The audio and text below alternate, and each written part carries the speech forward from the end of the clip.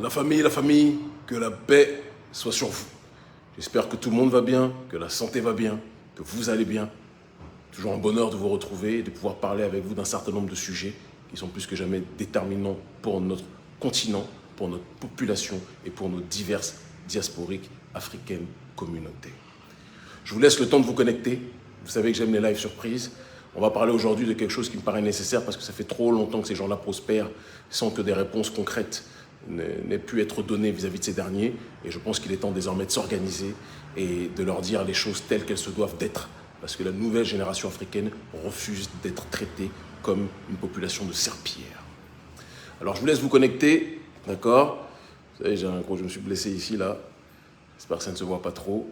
Je vous laisse vous connecter. Bonjour la famille, je vous aime. Content de vous retrouver. Vous ne savez pas à quel point. Toujours la même chose à chaque fois que je vous vois, mon cœur bat fort. C'est ça l'Afrique, c'est ça l'amour, c'est ça le panafricanisme. C'est l'unité parmi les nôtres qui permettra de mieux nous unir au reste de l'humanité. Je salue bien évidemment aussi, en dehors de mon peuple, tous les prolétaires du monde entier, quelle que soit leur couleur de peau, qui se battent pour un monde plus juste, pour un monde empli d'égalité, d'accord? Les prolétaires occidentaux, les autres en Amérique latine, les autres en Europe de l'Est, en Asie, tous ceux qui luttent contre l'impérialisme et contre l'hégémonie occidentale, qu'ils sachent que ce sont nos frères de lutte. Clairement et simplement, même si je ne vais jamais le nier, je me bats en priorité pour ma population, parce que pendant trop longtemps, on a eu des dirigeants à la tête de nos États, jusqu'à aujourd'hui d'ailleurs, qui se battent pour tout le monde, à l'exception de nous-mêmes. Je vois que vous êtes connectés, donc on va réagir de manière très synthétique sur un sujet qui me paraît primordial, hein, je pense qu'on peut tous le dire.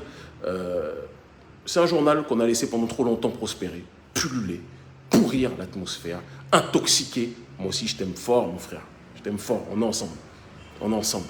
On a laissé donc un journal qui s'appelle Jeune Afrique. Déjà, rien que le nom devrait nous poser un véritable problème. Jeune Afrique. Un nom paternaliste, un nom négrophobe, un nom raciste, un nom hostile à la réalité du continent africain qui est la terre-mère de l'humanité. Donc, terre-mère de l'humanité, on l'appelle jeune parce que pour l'extérieur, l'Afrique, on est des enfants. On est des petits. Alors, certains nous diront que ça a été créé par un certain Ben Yamed qui était normalement un Africain, d'accord? Mais un Africain qui avait probablement le cerveau complètement lavé. Et aujourd'hui, on peut plus que jamais le concéder, puisque Jeune Afrique est dirigé par son ancien bras droit historique, un Français. Vous allez comprendre de quoi je parle.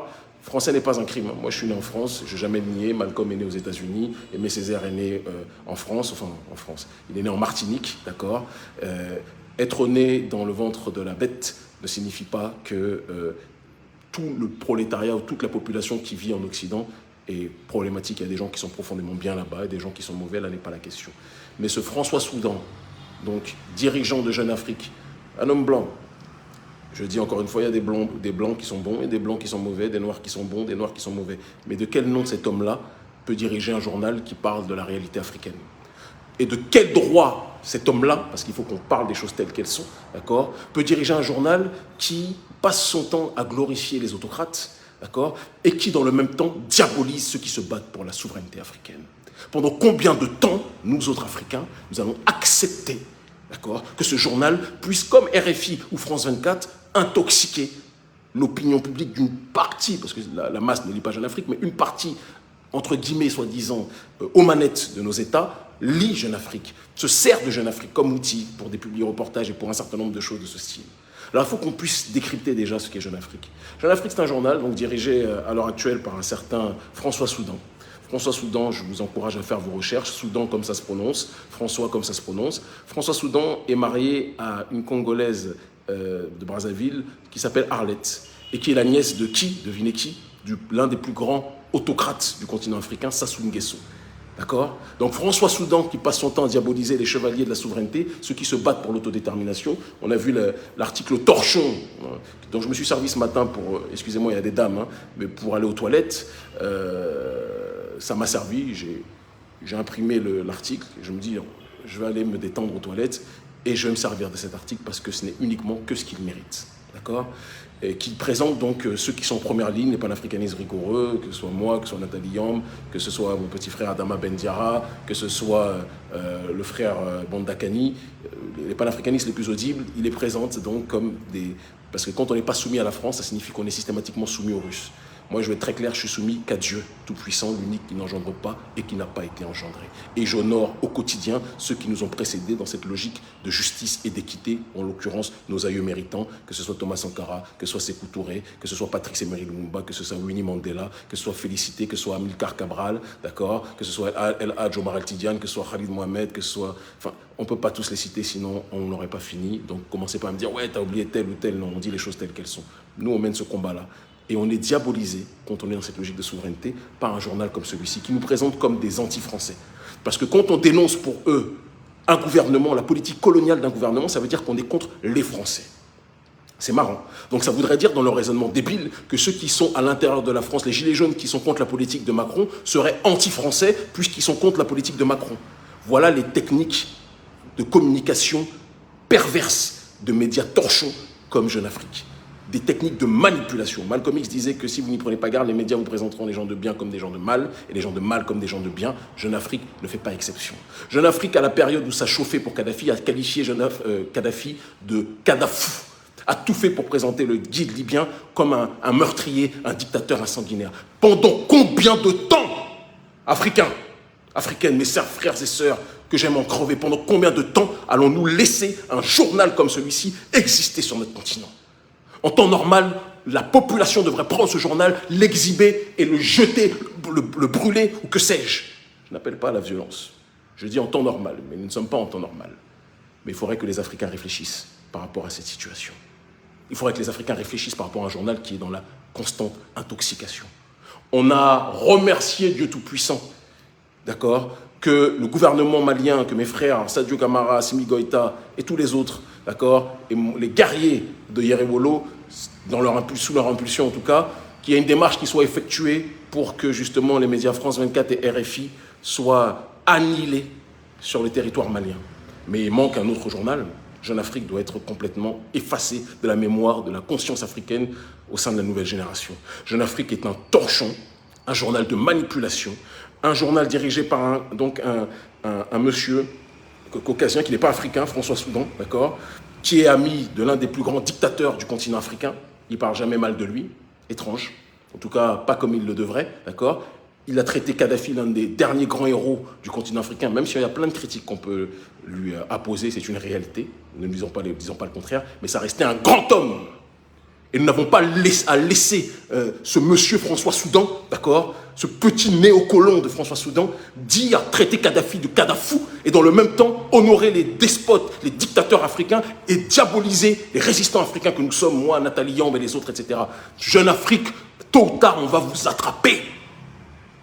Je vous le dis et je vous le répète, tôt ou tard, le peuple, quand il va se lever, il va prendre votre journal et vos journaux seront au sein des manifestations brûlés parce que vous appelez à la haine des Africains. Vous appelez à la haine du panafricanisme. Vous passez votre temps à nous caricaturer. Vous passez votre temps à nous diaboliser. Jeune Afrique, quel est ce nom raciste, néocolonial, comme si nous étions un peuple d'enfants? Pendant combien de temps allons-nous accepter ces inepties? À un moment donné, il faut qu'on réfléchisse. À un moment donné, il faut qu'on ait aussi une démarche de dignité. Dieu ne change pas les conditions d'un peuple tant que le peuple ne change pas de lui-même. Il est temps qu'on se regarde dans une glace, peuple africain. Qu'on soit dans cette logique d'autodétermination, peuple d'Afrique. D'accord? On ne peut pas, quand des gens nous crachent dessus, continuer à les lire, continuer à les écouter, continuer à les aimer. Ce n'est pas possible. On a des médias dont on sait très bien qu'ils sont l'équivalent des radios Mille Collines au Rwanda, qui passent leur temps à appeler à la haine des souverainistes, qui passent leur temps à caricaturer, à diaboliser les souverainistes. On serait des mercenaires. On est devenus des mercenaires russes parce qu'on dit qu'on est contre le néocolonialisme occidental. Mais vous avez fait la même chose avec Lumumba. Quand Lumumba a dit non, il ne veut pas des États-Unis, il ne veut pas de l'Occident, vous avez dit que c'était un agent de l'Union soviétique. Vous faites toujours la même chose. Vous avez dit que Malcolm était un agent des communistes. Vous faites toujours la même chose. Vous êtes comme ça, vous ne changerez jamais. Parce que vous faites partie de cette oligarchie néolibérale occidentale que nous combattons plus profondément, au plus profond de notre être. Et quand je dis même occidentale, je suis trop gentil, oligarchie néolibérale de manière globale, parce qu'à l'intérieur de cette oligarchie, il y a des gens comme Sassou Nguesso et il y a des gens comme François Soudan. Il y a un moment donné, ça doit cesser. François Soudan s'enrichit sur le dos des Africains, d'accord, en faisant des articles diffamatoires, des articles injurieux. Regardez les photos même qu'ils mettent de nous. Vous avez vu la tête de singe qu'ils me mettent? Vous avez vu la tête? Est-ce que vous avez analysé la tête de singe qu'ils me mettent? Ces gens-là sont prêts à tout pour présenter les combattants de la liberté d'accord, comme des enragés, comme des fous, comme des illuminés. Par contre, ceux qui servent les intérêts français, on les présente comme des gens, des agents du développement. Si vous servez la France, vous êtes pour le développement. Si vous servez l'Afrique, vous êtes des illuminés. Parce que dans leur conception, l'Africain a été programmé pour aimer et aider tout le monde, à l'exception de lui-même. Cette période est terminée. Je le redis, vous voyez les poils blancs qui poussent là? C'est la sagesse d'un homme de 40 ans qui vous connaît depuis longtemps maintenant. Cette période, chère élite française, est terminée. Nous n'avons rien contre le prolétariat français. Nous vibrons avec nos camarades les Gilets jaunes. Nous vibrons avec les prolétaires du monde entier. Mais nous disons à l'élite française et aux médias qui servent l'oligarchie française, nous allons vous briser. Nous sommes contre le néocolonialisme parce que nous voulons que chaque peuple puisse décider de sa propre destinée. Et si vous ne voulez pas comprendre ça, avec intelligence, on vous forcera à le comprendre d'une autre façon.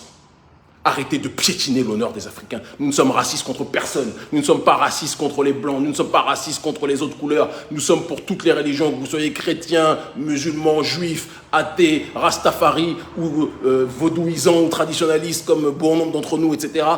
Quelle que soit votre religion, tant que vous respectez l'être humain, nous vous respectons. Mais attention à ne pas dépasser les limites en ce qui nous concerne. D'accord?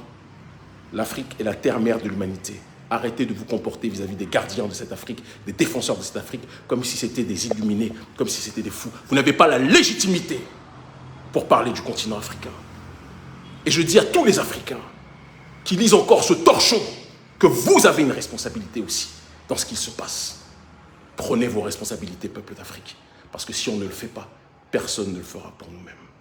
François Soudan, marié à Arlette Soudan, membre du parti PCT de M. Sassou Nguesso, l'un des plus grands cadres de la France-Afrique. Donc on a le directeur de Jeune Afrique qui est l'un des plus proches des cadres de la France-Afrique. C'est pour ça que Jeune Afrique devrait s'appeler normalement France-Afrique et non pas Jeune Afrique, si vous voyez ce que je veux dire.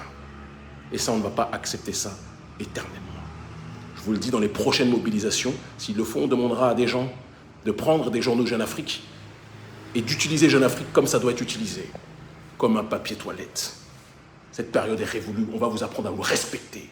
On va vous apprendre à respecter les Africains. On va vous apprendre à nous entendre et à nous comprendre. Et si vous ne comprenez pas par la paix, vous nous comprendrez autrement. Nous ne sommes pas la génération de nos parents que nous aimons profondément, qui ont été très tolérants avec vous. Parce qu'ils étaient sages. Nous, on est moins sages. Parce qu'on dit à un moment donné, trop gentil, trop con. On va être moins gentil. Et vous allez comprendre notre discours. Vous allez comprendre notre approche. Vous allez comprendre notre langage. L'Afrique nouvelle arrive.